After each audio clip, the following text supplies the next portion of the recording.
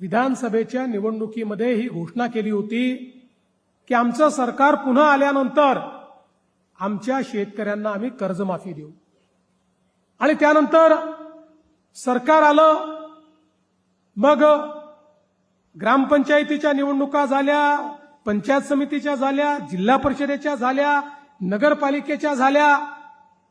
सगळ्या निवडणुकांमध्ये प्रचंड मोठा आशीर्वाद शेतकऱ्यांनी आणि लोकांनी आम्हाला दिला, सगळीकडे आम्हाला निवडून दिलं। खरं म्हणजे पुढे कुठलंही इलेक्शन नव्हतं।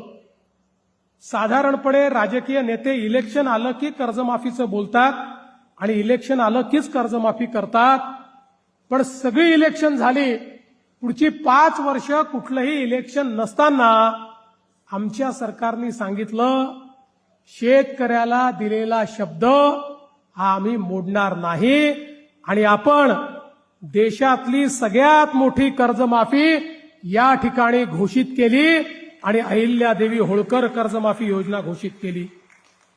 56 लाख शेतकऱ्यांना कर्जमाफी मिळणार आहे। ज्यांनी नियमित कर्ज भरलं त्यांना 50,000 रुपये त्यांच्या अकाउंटला आम्ही देतो आहोत आणि मला अतिशय आनंद आहे। खरं म्हणजे कर्जमाफीची भव्य सुरुवात करायची आमच्या मनामध्ये होतं, पण ज्यावेळी हा मेळावा या ठिकाणी ठरला त्यावेळी मनात आमच्या सगळ्यांच्याच हे आलं की या ठिकाणी पांडुरंगाच्या नगरीत जिथे शेतकरी वारकरी इतक्या मोठ्या प्रमाणात येतात, तिथून याची आपण सुरुवात केली तर यापेक्षा अधिक उत्तम योग काय असू शकेल। आणि मग आमच्या सहकार विभागाला कामी लावलं आणि अतिशय वेगाने सहकार विभागाने पहिली यादी घोषित केली। 17 लाख शेतकऱ्यांची पहिली यादी 13,000 कोटी रुपये आपण त्या शेतकऱ्यांना या ठिकाणी देतो आहोत आणि आता दुसऱ्या यादीचं काम सुरू झालंय। या पहिल्या यादीतले जे शेतकरी आहेत त्यांच्या याद्या गावात जाणार, त्या गेल्या आता, आणि तात्काळ आमचा प्रयत्न असा आहे की ऑथेंटिकेट करून 31 तारखेपूर्वीच या 17 लाख शेतकऱ्यांच्या खात्यामध्ये पैसे आम्ही जमा करणार आहोत।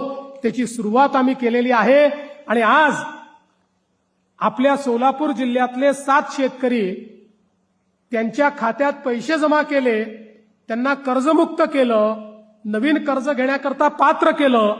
आज कर्जमुक्तीचं सर्टिफिकेट देखील त्यांना दिलेलं आहे आणि नवीन कर्जाचं वाटप देखील त्यांच्या हातामध्ये आपण केलेलं आहे।